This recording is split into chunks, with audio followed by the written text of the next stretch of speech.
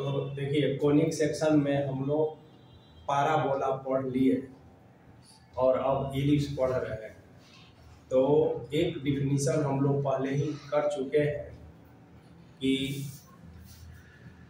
A conic section is called ellipse when eccentricity is less than 1। ठीक है ना। अब कोनिक सेक्शन में ये डिफिनीशन हम लोग देखे हैं। अब इसके बाद जो है इलिप्स को एक दूसरे तरीका से भी डिफाइन किया जा सकता है। और वो तरीका क्या है कि देखिए, मान लिया जाए कि 2 फिक्स्ड पॉइंट ले लेते हैं और प्लेन में कोई पॉइंट मूव करे। मान लिया जाए कि यहाँ पर कोई पॉइंट बी है और यह मूविंग पॉइंट है। ठीक है, तो ये मूव करे कैसे? इस प्रकार की एक फिक्स पॉइंट से इसके जो डिस्टेंस है और ये दूसरा जो फिक्स पॉइंट है इससे जो डिस्टेंस है, दोनों डिस्टेंस का सम हमेशा कांस्टेंट रहे। मतलब कि P अगर यहाँ है, अगर यहाँ मान लिया जाए कि यह S है और S डैश है, ये दो फिक्स्ड पॉइंट है। P घूमते घूमते इस तरह से P यहाँ पर अगर आए तो यहाँ P डैश कह देते हैं। अब यहाँ से यहाँ तक का जो डिस्टेंस है और यहाँ से यहाँ तक का डिस्टेंस है, तो इसका मतलब है कि यदि हम P S plus P S dash कहें, है ना, P S और P S डैश सम, फिर ये कांस्टेंट होगा, है ना। और उसी तरह से यदि P dash S plus P dash S dash कह दे तो यह भी जो है कांस्टेंट ही होगा। यानी इसके मूव करने से, है ना, इस तरह का एक पाथ बनता है और इसी पाथ को, है ना, इस मूविंग पॉइंट P का लोकस कहते हैं, जो इलिप्स कहलाता है। ठीक है, तो अब हम लोग इस रफ फिगर को फ्रेश करेंगे और कोनिक सेक्शन के डिफिनीशन के बाद हम लोग लोकस के पॉइंट ऑफ व्यू से इलिप्स को डिफाइन करेंगे। तो एक फ्रेश फिगर लेते हैं। जैसे मान लिया जाए कि ये जो पाथ है ऐसे बनेगा, इसे हम लोग हिंदी में दीर्घवृत्त कहते हैं। तो इसको हम ऐसा लेते हैं कि यहाँ पर और यहाँ पर S और S डैश ये फिक्स्ड पॉइंट है। ठीक है, मान लिया जाए कि यहाँ पर P लेते हैं, तो जैसा कि बताए फिक्स्ड पॉइंट से जो डिस्टेंस है ऐसा, तो क्या हुआ जी, PS plus PS dash is equal to, मान लिया जाए कि ये P मूव यहाँ P1 हो गया, तो यहाँ से यहाँ और यहाँ से यहाँ ये बराबर हो जाएगा P1S प्लस P1S डैश के। अगर P3 P2 यहाँ हो जाए तो यहाँ से यहाँ और यहाँ से यहाँ, तो इज इक्वल टू, है ना, P2S प्लस P2, है ना, S डैश। तो ये P1 है यहाँ पर, ये P1 है यहाँ पर, P1 कर देंगे। तो समझ गए। तो प्लेन में कोई पॉइंट इस तरह से मूव करे कि दो फिक्स्ड पॉइंट से उसके डिस्टेंस का सम हमेशा कांस्टेंट हो, तो उस मूविंग पॉइंट के लोकस को इलिप्स कहते हैं। क्लियर है। अब इसका एक दूसरा भी डिफिनीशन आप देखिए। ये क्या है? सेट ऑफ पॉइंट है, जैसे पैराबोला में आप कहते हैं। तो ये सेट ऑफ पॉइंट्स, है ना, क्या है? Locus of the set of points. ठीक है, और कंडीशन वही होगा in which the distance from two fixed point, है ना, the sum of the distance from two fixed point is always remains constant। Clear है? चलिए अब देखिए, इलिप्स के जो फिक्स्ड पॉइंट होता है इसको फोकस कहा जाता है। अब इसमें दो फोकस हो गया, कौन कौन? एस और एस डैश, ये फोकस का काम करेगा। तो फोकस का प्लूरल होता है FOCI, फोकी। ये क्या हो गया? Plural of focus. पैराबोला में एक ही फोकस होता है, लेकिन इसमें क्या होता है? अब देखिए, मान लिया जाए कि एक हम लाइन लेते हैं जो एस डैश और एस से होकर पास करे तथा इलिप्स को ए और ए डैश पर कट करे। तो यह जो लाइन है ए डैश है ना, ए डैश, तो इसको हम लोग क्या कहते हैं? Major axis. क्या कहेंगे? मेजर एक्सिस ऑफ इलिप्स, है ना, इसको कहेंगे मेजर एक्सिस ऑफ इलिप्स। और फोकस तो समझ ही गए हैं कौन कौन होगा? S and S dash. उसी तरह से एस और एस डैश के ठीक बीचों बीच, है ना, यहाँ अगर सी सेंटर ले लिया जाए इलिप्स का और सेंटर से पास करते हुए एक परपेंडिकुलर ड्रॉ कर दिया जाए यहाँ से यहाँ तक ऐसे, और इसका नाम दे दिया जाए, है ना, बी डैश और बी। तो ये जो बी डैश है ये हो जाता है माइनर एक्सिस ऑफ इलिप्स। ठीक है ना? तो क्लियर है? अब देखिए, ए और ए डैश जो है इलिप्स का वर्टेक्स कहलाएगा। ठीक है ना? तो वर्टेक्स क्या हो गया, है ना, vertex A and A dash, ये वर्टेक्स हो गया। अब देखिए, फोकस से होते हुए, जब पैराबोला पढ़ लिए हैं ना तो इलिप्स आसान है। फोकस से होते हुए एक लाइन परपेंडिकुलर आप ड्रॉ कीजिए, ठीक है ना, जो एल और एल डैश, तो ये एल एस एल डैश, ये लेटस रेक्टिम हो गया। क्या हो गया? लेटस रेक्टिम, है ना। और साथ ही यहाँ भी हम ऐसा कह सकते हैं, और एम कहे, यहाँ एम डैश कह दे, तो एम एस डैश और एम डैश, यह भी जो है लेटस रेक्टिम हो गया। ठीक है ना? यानी कि इसमें भी दो लेटस रेक्टिम है। दोनों का डिस्टेंस जो है सेम ही आएगा। तो ये तो कुछ टर्मिनोलॉजी हुआ। अब देखिए, जैसे पैराबोला में आपने स्टैंडर्ड इक्वेशन निकाला, उसी तरह से इलिप्स में हम लोग स्टैंडर्ड इक्वेशन अपने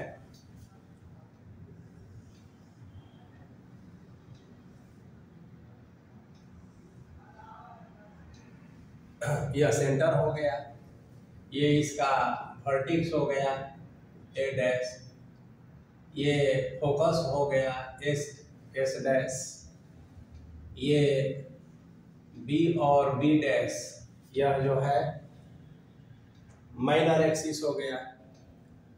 अब हम लोग क्या करते हैं कि ए डैश, ये मेजर एक्सिस जो है इसको मान लिया जाए 2a से, बी डैश इसको 2b ये से, और एस डैश यानी दोनों फोकस के बीच की दूरी, इसको मान लेते हैं 2c और इसे कहते हैं से।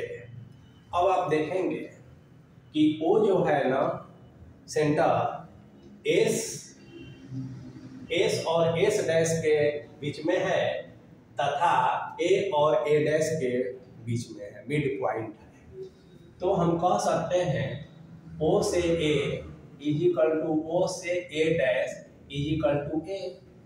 उसी तरह से ओ से B dash is equal to B. फिर हम ओ से S dash is equal to C, ऐसा हम कह सकते हैं। तो ये ए बी सी पता चल गया। अब हम लोग इसेंट्रिसिटी क्या होता है ये पहले भी डिफाइन कर चुके हैं कोनिक सेक्शन पढ़ते हुए, और यहाँ पर इसेंट्रिसिटी को हम इस तरह से डिफाइन करेंगे कि देखिए इसेंट्रिसिटी को ई से डिनोट किया जाता है और यह C/A होता है। C/A का मतलब है सेंटर से फोकस के जो डिस्टेंस है वो C है और सेंटर से वर्टेक्स का जो डिस्टेंस है वो A है। C छोटा है, A बड़ा है, यह निश्चित रूप से 1 से कम होगा और एलिप्स में हम जानते हैं कि इसेंट्रिसिटी जब 1 से कम हो तो वो एलिप्स होता है। अब इस रिजल्ट के आधार पर हम कह सकते हैं कि A = CE है ना। तो देखिए A = CE गलत हो जाएगा, तो क्या सही होगा? C = AE। तो एक रिजल्ट हमें ये मिल गया C = AE, जिसका यूज हम आगे चलकर करेंगे। A क्या है? तो O से A का जो डिस्टेंस है और E क्या है? इसेंट्रिसिटी है। तो यहाँ A, C और E में एक रिलेशन हमें मिल गया। अब देखिए, अब हम एक रिलेशन बिटवीन है ना A, B and C। A, B, C से आप परिचित हैं, क्या होता है? ये सेमी मेजर, सेमी माइनर भी इसको कहा जाता है। अब देखिए ABC का रिलेशन कैसे हम प्राप्त करते हैं।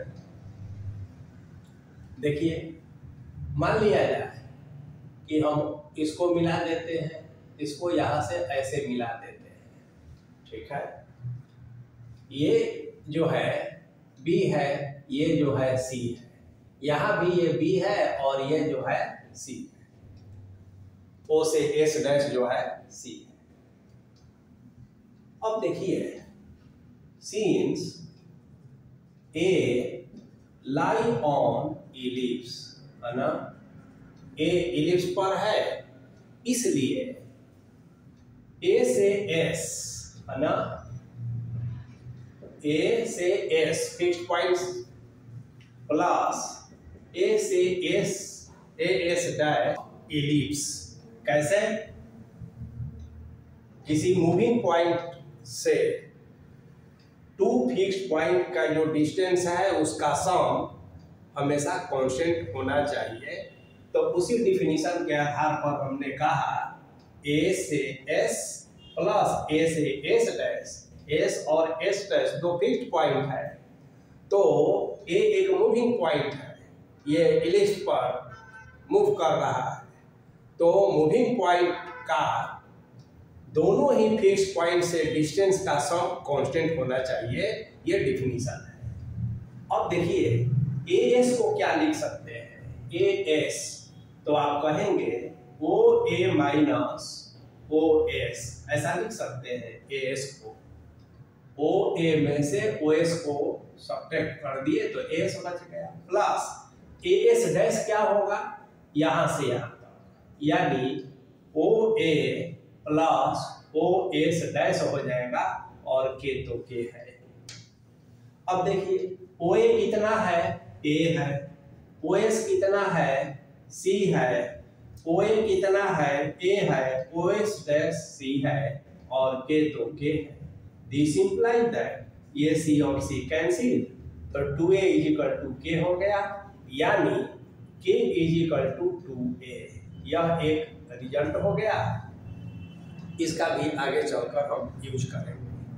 अब देखिए since है ना B lie on ellipse, तो जैसे A के साथ आप काम किए हैं तो उसी तरह से अब BS प्लस BS' = K, यानी कि अब 2A कह सकते हैं।